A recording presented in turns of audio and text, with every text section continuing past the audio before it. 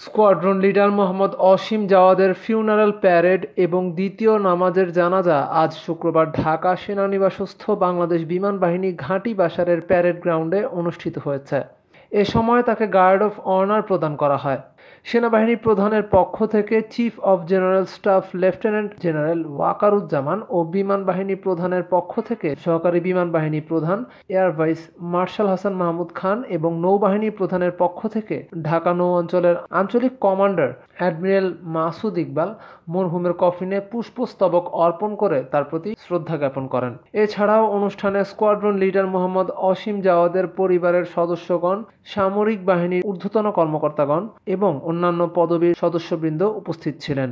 Funeral parade শেষে squadron leader Mohammad অসীম জাওয়াদকে মানিকগঞ্জ সদর কবরস্থানে বাদ জুমা তৃতীয় নামাজের জানাজা শেষে রাষ্ট্রীয় মর্যাদায় দাফন করা হয়।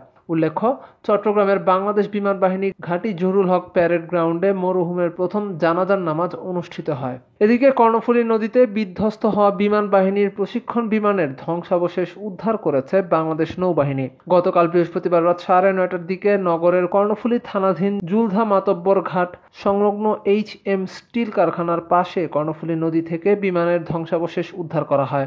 বাংলাদেশ বিমান বাহিনীর স্কোয়াড্রন লিডার আশরাফুল ইসলাম সাংবাদিকদের বলেন, বিধ্বস্ত বিমানের ধ্বংসাবশেষ উদ্ধার করেছে বাংলাদেশ নৌবাহিনী, তবে তারা এখনও আনুষ্ঠানিকভাবে কাজ শেষ করেনি। এর আগে গতকাল সকালে আকাশে আগুন ধরে কর্ণফুলী থানার জুলধা 11 নম্বর মাতব্বর ঘাট সংলগ্ন নদীতে বিমানটি ছিটকে পড়ে। এ সময় বিমান থেকে প্যারাশুট দিয়ে বেরিয়ে আসা 2 বৈমানিককে কর্ণফুলী নদীতে চলাচলরত নৌকার মাঝিরা উদ্ধার করেন। এর মধ্যে গুরুতর আহত অবস্থায় অসীম জাওয়াদকে নগরের বানৌজা ঈসা খানের বানৌজা পতেঙ্গায় নিয়ে যাওয়া হয়। চট্টগ্রামের কর্ণফুলী নদীতে গতকাল 9 মে বিমান বাহিনীর একটি প্রশিক্ষণ বিমান বিধ্বস্ত হবার দুর্ঘটনা ঘটে। প্রশিক্ষণ বিমানের এই দুর্ঘটনায় 2 পাইলটকে উদ্ধার করে চট্টগ্রাম মেডিকেল কলেজ হাসপাতালে পাঠানো হয়। জানা গেছে, যান্ত্রিক ত্রুটিতে আগুন ধরে যাওয়ার কারণেই এমন দুর্ঘটনা ঘটেছে। বিমানে থাকা 2 পাইলট অসীম জাওয়াদ, স্কোয়াড্রন লিডার আরেকজন পাইলট সোহান নিজের জীবন বাজি রেখে জনমানুষকে ক্ষতির হাত থেকে রক্ষা করতেই চট্টগ্রাম বন্দরের পতেঙ্গা কন্টেইনার টার্মিনাল এলাকায় কর্ণফুলী নদীতে বিমান বাহিনীর প্রশিক্ষণ যুদ্ধ বিমানটি উড়িয়ে নিয়ে যান। এই দুর্ঘটনায় উইং কমান্ডার সোহান প্রাণে বেঁচে ফিরলেও মারা গেছেন স্কোয়াড্রন লিডার অসীম জাওয়াদ। জানা গেছে, বৃহস্পতিবার সকাল 10:30টার দিকে প্রশিক্ষণ যুদ্ধ বিমানটি কর্ণফুলী নদীতে ছিটকে পড়ে পানিতে তলিয়ে যায়। বিমানটি পানিতে ছিটকে পড়ার আগেই বিমান থেকে 2 পাইলট প্যারাশুটে নেমে যান। পরে নদী থেকে 2 জনকে উদ্ধার করে হাসপাতালে ভর্তি করা হয়। এরপর ICUতে চিকিৎসাধীন অবস্থায় মৃত্যু হয় স্কোয়াড্রন লিডার অসীম জাওয়াদের।